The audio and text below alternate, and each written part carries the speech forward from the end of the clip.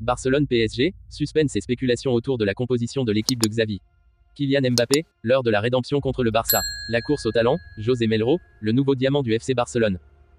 Avant de commencer, si c'est la première fois que tu passes ici, je t'invite donc à t'abonner, ça prend 2 secondes et ça fait plaisir, merci beaucoup à toi. Le suspense monte à mesure que le grand jour approche, et les spéculations sur la composition de l'équipe du FC Barcelone pour le quart de finale retour de la Ligue des Champions contre le Paris Saint-Germain atteignent leur paroxysme. Après une première manche épique au Parc des Princes où les Blaugrana ont arraché une victoire 3-2, renversant un déficit de 2-1, les regards sont désormais tournés vers le stade olympique du Montjuïc, où les Catalans chercheront à sceller leur place en demi-finale.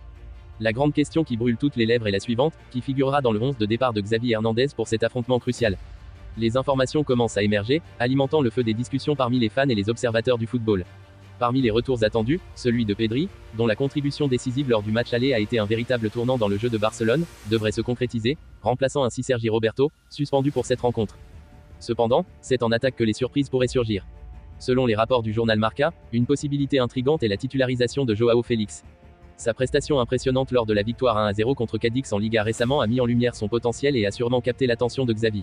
Mais la décision finale dépendra sans doute du schéma tactique que choisira le technicien catalan, compte tenu de la satisfaction que Robert Lewandowski, Lamine Yamal et Rafinha ont apporté lors du match aller. Ainsi, la tension monte à Barcelone alors que les supporters se demandent qui aura le privilège de fouler la pelouse lors de ce match décisif. Avec des enjeux aussi élevés, chaque décision de composition d'équipe est scrutée avec attention, et le choix de Xavi ne fera pas exception. Les tactiques, les performances récentes des joueurs et les dynamiques de jeu seront autant de facteurs cruciaux dans la formation finale déployée sur le terrain. En attendant, l'excitation règne et l'anticipation monte à mesure que le coup d'envoi approche inexorablement.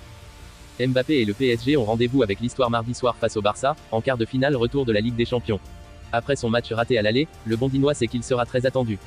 Kylian Mbappé, un mauvais match et des questions. Les temps ne sont pas trop bons pour Kylian Mbappé ces derniers jours.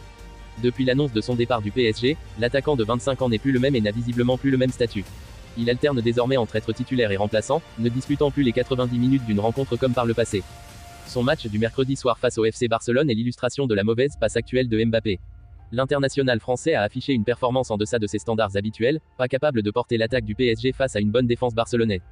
Sans jamais réussir à tirer une fois au but ce mercredi soir-là, Mbappé a suscité des inquiétudes et des interrogations quant à sa capacité à percer une défense dans un match difficile.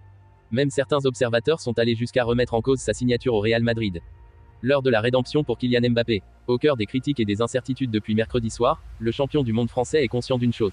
Seule une prestation de haute volée face au Barça mardi soir au stade de Montjuïc pourra lui permettre de retrouver tout l'honneur d'un grand attaquant dû à sa carrière. Selon RMC Sport, Kylian Mbappé est conscient qu'il aurait pu apporter plus à l'équipe. L'attaquant aimerait au match retour montrer un meilleur visage. Ses performances passées contre Barcelone, notamment un triplé mémorable en 2021, montrent qu'il a la capacité de briller dans les grands matchs. Les fans du PSG espèrent certainement une performance de rachat de la part de leur star pour ce match crucial. Luis Enrique l'avait déjà prédit.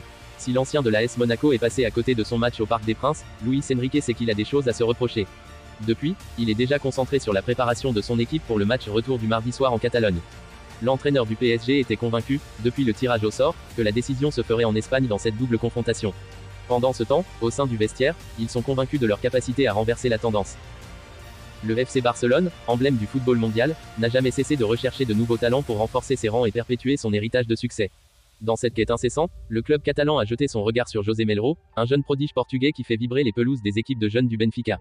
Melro, tel un diamant brut, commence à éblouir les cercles de recrutement du Barça, où son nom résonne désormais comme celui d'un futur joyau du football européen.